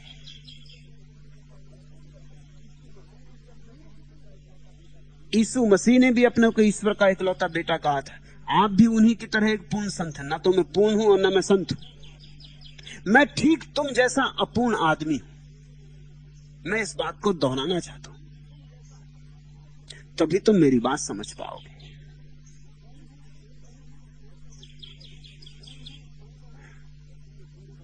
पूर्ण हूं, संत हूं, बस तुमने दूर करना शुरू किया। तुमने कहा हम हैं, आप हैं।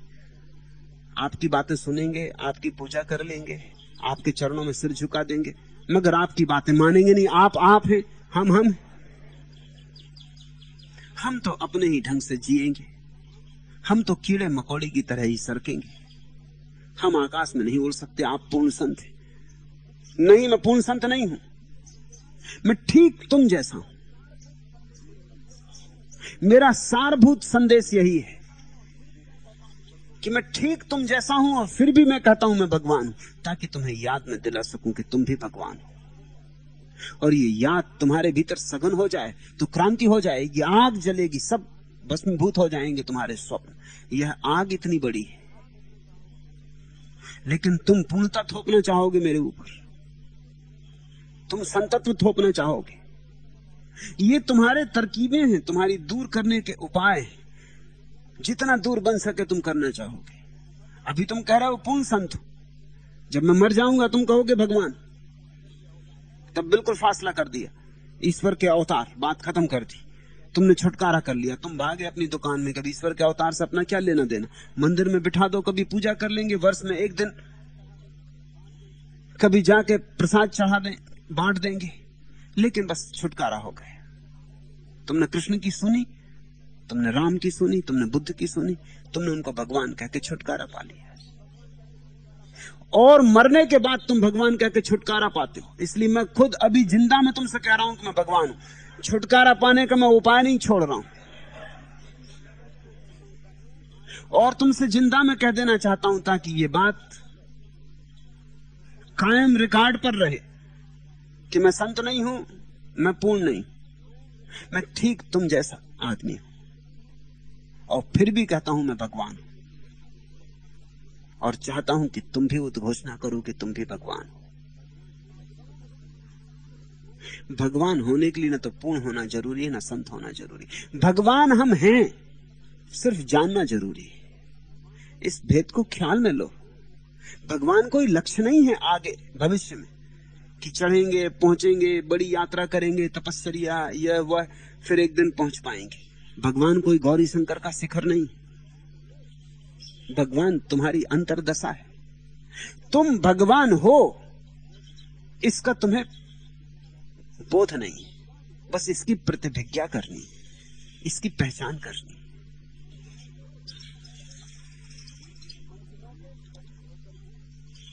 मंजिलों के करीब होकर भी मंजिलों की है जुस्तजू बाकी। तुम करीब हो, तुम वहीं विराजमान हो, मंजिल मिली हुई है, मगर तुम तलाश रहे हो, इसलिए खो रहे हो। रोको तलाश, झांको भीतर और पालो। और ध्यान रखना, ऐसा नहीं है कि कभी कभी किसी एक आध को भगवान होना है। यहां कुछ कंजूसी नहीं, ये अस्तित्व कंजूस है ही नहीं। तुम इतने घबराओ मत। तुम कहते हो कि सभी भगवान हो जाएंगे, ऐसा कैसे हो सकता है? यहां सभी वृक्षों में फूल खिल रहे हैं, ऐसा कैसे हो रहा है? यहां सभी प्राणों में हृदय धड़क रहा है, ऐसे कैसे हो रहा है? ऐसे ही तुम सब भगवान भी हो जाओगे, लेकिन कई अड़चने। हिंदू को डर लगता है अगर मैं कहूं कि मैं भगवान हूं, तो वो कहता है फिर हमारे कृष्ण और हमारे राम, उनका दावेदार पैदा हो गए, उनके भीतर राजनीति पैदा होती। जैन को अड़चन होती कि तीर्थंकर तो 24 से हुए, बस उसके बाद खत्म कर दिया उन्होंने सिलसिला, उसके बाद कोई तीर्थंकर हो नहीं सकता, कोई भगवान हो नहीं सकता। 25वां वो कैसे स्वीकार करे? और मैं कहता हूं 25वें पे रुकने की जरूरत नहीं है, कहीं रुकने की जरूरत नहीं। हर दिया जलना चाहिए, सब दिए जलने चाहिए। मैकदे पर तसनगी छा जाएगी। एक मैकस भी अगर प्यासा रहा, ये मधुशाला में कोई प्यासा नहीं रहना चाहिए, एक भी प्यासा नहीं रहना चाहिए। जिस दिन ये सारा जगत भगवत्ता में होके नाचेगा, उस दिन आएगा रामराज्य। जिस दिन सब राम होंगे, उस दिन आएगा रामराज्य। किसी राम के आने से नहीं आता। राम तो कई बार आए और गए, उससे रामराज्य नहीं आता। जब तुम्हारे सबके भीतर राम की सुगंध उठेगी। राम का मंत्र नहीं जपो, राम की सुगंध उठने दो। भगवान भगवान कह के मत पुकारो, भगवान हो जाओ।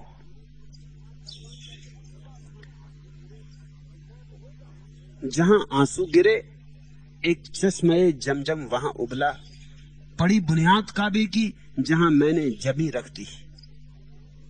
तुम जिस दिन इस भगवत्ता के भाव से भरोगे, जहां तुम्हारे आंसू गिर जाएंगे, वहां चश्मे जमजम, वहां अमृत का झरना फूट पड़ेगा। और जहां तुम सिर झुका दोगे, वहां काबा बन जाएगा। जहां तुम बैठोगे, वहां तीर्थ। इस उद्घोषणा को करने के लिए ही मैं कुछ कह रहा हूं। तुम पूछते हो कि भगवान तो वह है जो सबको पैदा कर रहा है। भगवान वह नहीं है जो सबको पैदा कर रहा है। जरा उस पर भी तो दया करो। अब तक घबरा गया होगा, अब तक परेशान हो गया होगा, अब तक थक गया होगा। तुम्हें पैदा करते करते कितना समय हो गया। हार गया होगा, उदास हो गया होगा, या पागल हो गया होगा। भगवान वह नहीं है जो तुम्हें पैदा कर रहा है। भगवान सृष्टा नहीं है, वो धारणा छोड़ो। भगवान इस सृष्टि का आधार है। भगवान सृष्टि है। वही फूल में खिल रहा है, वही मनुष्य में बोल रहा है, वही पत्थर में सो रहा है। भगवान अलग नहीं है। ऐसा नहीं है भगवान जैसे मूर्तिकार मूर्ति बनाता है, फिर मूर्ति बन गई तो मूर्तिकार अलग हो गया, मूर्ति अलग हो गई। भगवान ऐसे है जैसे नृत्यकार, नर्तक नाचता है तो नृत्य रहता है, नाच बंद हुआ कि नृत्य भी गया। नृत्य को और नर्तक को अलग नहीं कर सकते हो, इसलिए तो हमने नटराज की प्रतिमा बनाई। जो लोग कहते हैं भगवान कुम्हार की तरह, घड़े की तरह तुम्हें ढल रहा है, उन्हें कुछ पता नहीं। भगवान नटराज है, तुम उसका नृत्य हो, उससे अलग नहीं हो। तुम्हें पैदा नहीं कर रहा है, तुम्हारे भीतर पैदा हुआ है। इस भेद को ख्याल में लेना। यह भेद बुनियादी है। जो मुझे समझना चाहते हैं उन्हें यह समझ लेना पड़ेगा। भगवान ने तुम्हें पैदा नहीं किया है, भगवान तुम्हारे भीतर पैदा हुआ है। तुम्हें बनाया नहीं है, तुम बना है। और तुम्हारे भीतर ही नहीं, इतना विराट है कि तुम में कैसे चुक जाएगा। इसलिए वृक्षों में, पौधों में, पत्थरों में, चांतारों में, सब में वही हुआ है, अनेक अनेक रूपों में, अनेक अनेक ढंगों में। सागर के किनारे जाओ, सागर में उठती लहरों को देखो। सागर लहरों को पैदा नहीं कर रहा है, सागर लहरा रहा है। अगर सागर लहरों को पैदा करता हो तो दो चार लहरों को बीन के गट्ठर बांध के घर ले आना, न ला सकोगे। सागर से लहरें अलग नहीं की जा सकती। इसलिए यह कहना ठीक नहीं कि सागर लहरों को पैदा कर रहा है। ठीक यही होगा कहना कि सागर लहरों में लहरा रहा है। ठीक ऐसा ही अस्तित्व है। यहां सृष्टा सृष्टि में लहरा रहा है। ये दृष्टि तुम्हें साफ हो तो ही मेरी बातें तुम्हें समझ में आ सकेंगी, अन्यथा तुम बचकाने प्रश्न पूछते रहोगे। तुम पूछ रहे हो कि क्या आप सबको पैदा कर रहे हैं, मैं ऐसी झंझट क्यों लूंगा, मुझे क्या लेना देना किसी को पैदा करने से।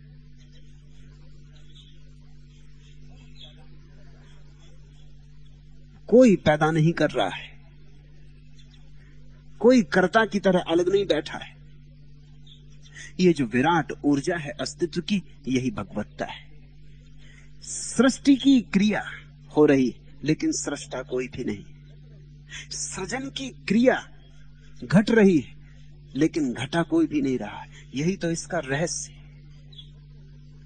यही तो इसकी अपूर्व गरिमा है।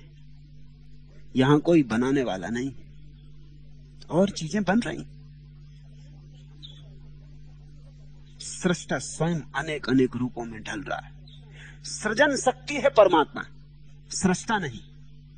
वह भाषा गलत है।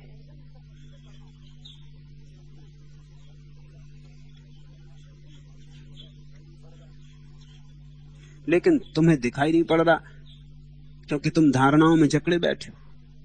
तुम सोच रहे हो ऊपर कहीं कोई बैठा है, वो सारा काम चला रहा है, कोई बड़ा इंजीनियर कि कोई बड़ा यंत्रविद। तुम्हारी धारणा बच्चों की धारणा है। हैरान हो क्यों मुझको दिखाई नहीं देते। सुनता हूं मेरी वज्र में वह आए हुए, दिखाई दे नहीं सकता जब तक तुम्हारी ये धारणाएं ना गिर जाएं। ये धारणाएं जाएं तो तुम्हें दिखाई दे। बुद्ध का बड़ा प्रसिद्ध वचन है कि जब मेरी दृष्टि बिल्कुल निर्मल हुई तो मुझे कुछ दिखाई नहीं पड़ा। बस दृष्टि निर्मल रह गई, कोई दिखाई नहीं पड़ा। कोई परमात्मा नहीं, कोई विषय नहीं। दृष्टि जब मेरी निर्मल हुई, शुद्ध हुई, तो कोई दिखाई नहीं पड़ा। फिर क्या हुआ? दृष्टि की शुद्धता में दृष्टि ने अपने को जाना। दृष्टा को कोई दिखाई नहीं पड़ा, दृष्टा को दृष्टा का अनुभव हुआ। इसको आत्मज्ञान कहा है, समाधि कहा है, निर्वाण कहा है। तुम जिस दिन अपने भीतर छुपे हुए दृष्टा को देख लोगे, उसी दिन तुम हंसोगे कि तुम कहां खोजने चल पड़े थे। दूर जाने की जरूरत न थी, कहीं जाने की जरूरत न थी, जाने की ही जरूरत न थी। सिर्फ शांत होकर भीतर देख लेने की जरूरत थी। मैंने देखा और पाया। मैं तुमसे कहता हूं तुम भी देखो और पालो। तुम सिद्धांतों में मत उलझे रहो।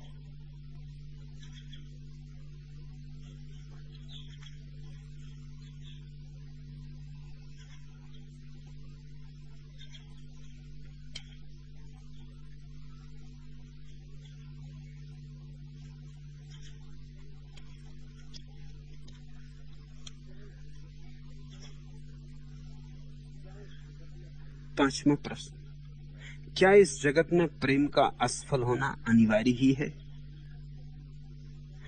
इस जगत का प्रेम तो चैतन्य कीर्ति असफल होगा ही।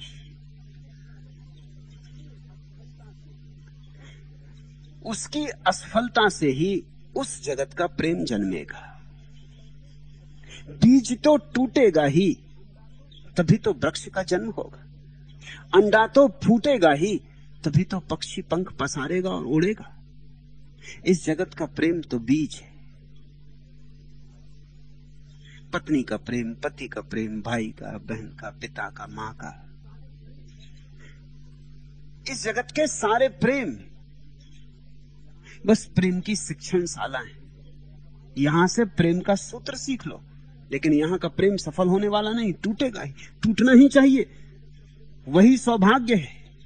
और जब इस जगत का प्रेम टूट जाएगा और इस जगत का प्रेम तुमने मुक्त कर लिया, इस जगत के विषय से तुम बाहर हो गए, तो वही प्रेम परमात्मा की तरफ बहना शुरू होता है, वही प्रेम भक्ति बनता है, वही प्रेम प्रार्थना बनता है। हमारी इच्छा होती है कभी टूटे ना, कभी तिलिस्म ना टूटे मेरी उम्मीदों का, मेरी नजर पे यही पर्दाए शराब रहे। हम तो चाहते यही है कि पर्दा पड़ा रहे, टूटे ना, ये जादू ना टूटे। लेकिन ये जादू टूटेगा ही, क्योंकि ये जादू है, सत्य नहीं है। कितनी देर चलाओगे?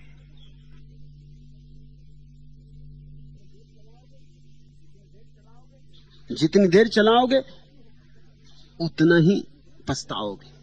जितने जल्दी टूट जाए उतना सौभाग्य, क्योंकि यहां से आंखें मुक्त हों तो आंखें आकाश की तरफ उठी, बाहर से मुक्त हों तो भीतर की तरफ जाएं।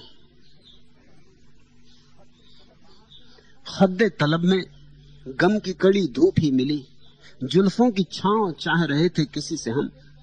यहां कोई जुल्फों की छांव नहीं मिलती, यहां तो कड़ी धूप ही मिलती। यहां तो तुम जिसको प्रेम करोगे उसी से दुख पाओगे। यहां प्रेमी दुखी ही होता है, सुख के सपने देखता है। जितने सपने देखता है उतनी ही बुरी तरह सपने टूटते हैं। इसलिए तो बहुत से लोगों ने तय कर लिया कि सपने ही ना देखेंगे, प्रेम का सपना ना देखेंगे, विवाह कर लेंगे, न रहेगा सपना, न टूटेगा कभी। इसलिए तो लोग विवाह पर राजी हो गए। समझदार लोगों ने प्रेम को हटा दिया, उन्होंने विवाह के लिए राजी कर लिया लोगों को। लेकिन विवाह का खतरा है एक, सपना नहीं टूटेगा, यही खतरा है। सपना टूटना ही चाहिए, सपना होना चाहिए और टूटना चाहिए। बड़ा सपना देखो, डरो मत, मगर टूटेगा ये याद रखो। रूमानी सपने देखो, मगर टूटेंगे ये याद रखो। यहां जुल्फों की छांव मिलती ही नहीं, यहां हर जुल्फ की छांव में धूप मिलती, कड़ी धूप मिलती। दाग दिल से भी रोशनी न मिली, यह दिया भी जला के देख लिया। जलाओ दिया, जलाना उचित है।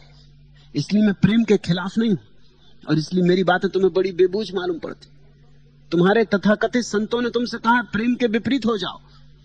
मैं प्रेम के विपरीत नहीं हूं, मैं कहता हूं प्रेम करो, देखो, जानो, जलो। हालांकि प्रेम का सपना टूटेगा, और अगर ठीक से तोड़ना हो सपना तो ठीक से उसमें जाना जरूरी है। भोग में उतरोगे तो ही योग का जन्म होगा। राग में जलोगे तो विराग की सुगंध उठेगी। जो राग में नहीं जला वो विराग से वंचित रह जाएगा, और जिसने भोग की पीड़ा नहीं जानी वो योग का रस कैसे पिएगा।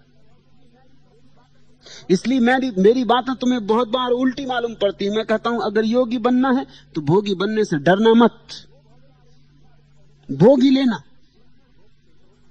उसी भोग के विषाद में से तो योग का सूत्रपात है। जब तुम देखोगे देखोगे देखोगे, दुख पाओगे, जलोगे, तड़फोगे। जब सब तरह से देखोगे, दागे दिल से भी रोशनी ना मिली, यह दिया भी जला के देख लिया। जब रोशनी मिलेगी नहीं, अंधेरा बना ही रहेगा, बना ही रहेगा। एक दिन तुम सोचोगे कि मैं जो दिया जला रहा हूं वो दिया जलने वाला दिया नहीं, अब मैं तलाश करूं उस दिए की जो जलता है, और वो दिया सदा से जल रहा है। जरा लौटोगे पीछे और उसे जलता हुआ पाओगे। वह दिया तुम हो। बुझ गए आरजू के सब चिराग, एक अंधेरा है 4 सू बाकी। और जब वासना के सब चिराग बुझ जाएंगे तो निश्चित गहन अंधकार में पड़ोगे। उसी गहन अंधकार में से तलाश पैदा होती, आदमी टटोलना शुरू करता है। इसलिए डरो मत, कच्चे मत प्रार्थना में उतरना, अन्यथा तुम्हारी प्रार्थना भी कच्ची रह जाएगी। प्रार्थना का गुणधर्म तुम्हारे अनुभव पर होता है। जिसने संसार को ठीक से देख लिया और कांटों में चुभ गया है और जार जार हो गया है और घाव घाव हो गया है, और जिसने सब तरफ से अनुभव कर लिया और अपने अनुभव से जान लिया कि संसार असार है, शास्त्रों में लिखा है इसलिए नहीं, कोई ज्ञानी ने कहा है इसलिए नहीं, नानक कबीर ने दोहराया इसलिए नहीं, अपने अनुभव से गवाह हो गया कि हां संसार असार है। बस इसी क्षण में क्रांति घटती, संन्यास का जन्म होता है।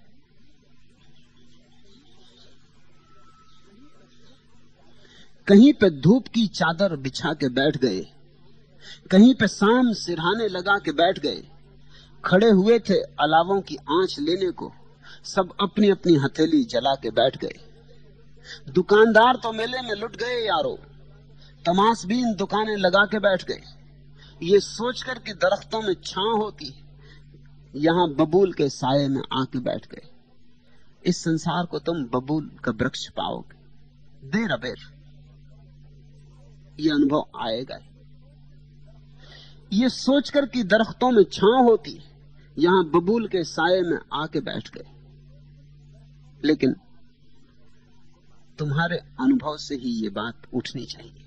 उधार अनुभव काम नहीं आएगा, उधार ज्ञान कूड़ा करकट है, उसे जितनी जल्दी फेंक दो उतना बेहतर। अपना थोड़ा सा ज्ञान पर्याप्त है, एक कण भी अपने ज्ञान का पर्याप्त है रोशनी के लिए, और शास्त्रों का बोझ जरा भी काम नहीं आता। शास्त्र से बचो, शास्त्र को हटाओ, जीवन को जियो। ये जीवन सपना है, ये टूटेगा, इसके टूटने में ही हित है, इसके टूटने में सौभाग्य वरदान है, क्योंकि ये सपना टूटे तो परमात्मा से मिलन हो। ये विराग जगे संसार से तो परमात्मा से राग जगे। दो तरह के लोग हैं, जिनका संसार से राग है उनका परमात्मा से विराग होता है, क्योंकि राग और विराग एक ही सिक्के के दो पहलू। जिन्होंने संसार की तरफ मुंह कर लिया, परमात्मा की तरफ पीठ हो गई। संसार के सन्मुख हो गए, परमात्मा से विमुख हो गए। संसार के प्रति राग, परमात्मा के प्रति विराग। जिस दिन संसार के प्रति विराग होगा उस दिन तुम एकदम रूपांतरित हो जाओगे। उस दिन तुम पाओगे परमात्मा के प्रति राग का जन्म हो गया। उस राग का नाम ही भक्ति है। अथा तो भक्ति जिज्ञासा। आज इतना ही। अगर यह वीडियो आपको अच्छी लग रही हो तो वीडियो को लाइक और चैनल को सब्सक्राइब करें।